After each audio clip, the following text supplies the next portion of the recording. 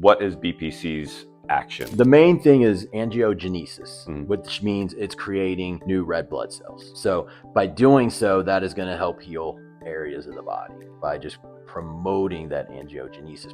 Also, as it's doing that, it's lowering inflammation. You cut your arm. What's the first thing you notice? It gets bright red, right? Well, that inflammation response has to start the healing process. Well, if something festers, that inflammation, those cytokines stay. BPC can come and kind of help lower some of that while it's bringing those red blood cells, those new red blood cells, to repair. It's doing angiogenesis. Its main action of repair is doing in the body. And that makes sense. When you think about anything, if you've ever sprained something or broke something or something like that, generally they'll say rest for a little bit, which I tend to not agree with. That's another story. The reason that you eventually want to start moving, or maybe you put heat on something or something like that, is blood flow.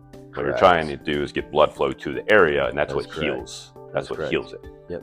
That's correct. So it's the same idea. Same idea, but much more. So, you know, and then this often gets paired with TB 500 too, which we can talk about. So let's talk briefly about oral. You already kind of mentioned how it can be helpful. And then we'll talk mostly about injectable. What are some ways that it can help improve, whether you have an injury or whether, like you said, it's inflammation? What are those things that can improve? When would you use it? I would use with gut cases. You know, someone has histamine response, they eat a food, nose gets red, ears gets red, maybe they feel slight anaphylaxis where their windpipes want to close up, any of those types of feelings. That usually starts in the gut lining. Hives, rashes, a lot of times, if you're getting a weird rash in certain areas, you probably have some leaky gut. You can do an oral BPC and try to see if that heals it up. Even someone who has SIBO, it's a good idea to run it in there with it, even if maybe they don't have rashes or they don't have any histamines, because most likely with SIBO there still is some leaky gut going on. Someone who has Hashimoto's or any autoimmune condition, they're going to have gut permeability. If you have autoimmune condition, you have gut permeability. They go hand in hand. If you know you have an autoimmune condition, BPC would be very helpful. That one I'd probably definitely pair with TB,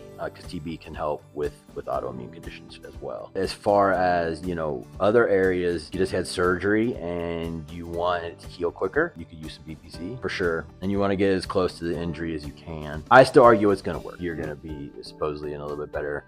And I still think there's probably some research and science that needs to be done on that. So surgery, like you said, a sprained ankle. I have people who, you know, they'll be counting steps and their ankles get sore. BPC would definitely pull that inflammation. You have sore joints in your hands, maybe start of arthritis. It can help with that. Anytime that you really are inflamed, achy, surgeries, cuts on the body, stuff going on with the gut, BPC could really help. What about like tendonitis? And from an inflammation type standpoint, Yeah. because there's going to be definitely inflammation there, so it could help cool that down for sure. Very good. Now, sometimes tendonitis is also combined with tight muscles. So what I would say is find a good deep tissue specialist and then pair the BPC with it. You might find that it does pull some of the inflammation, but I don't think it will resolve it totally, because usually tendonitis, there's some overuse going on and there's tight, you know. Valid point. Yeah. Yeah.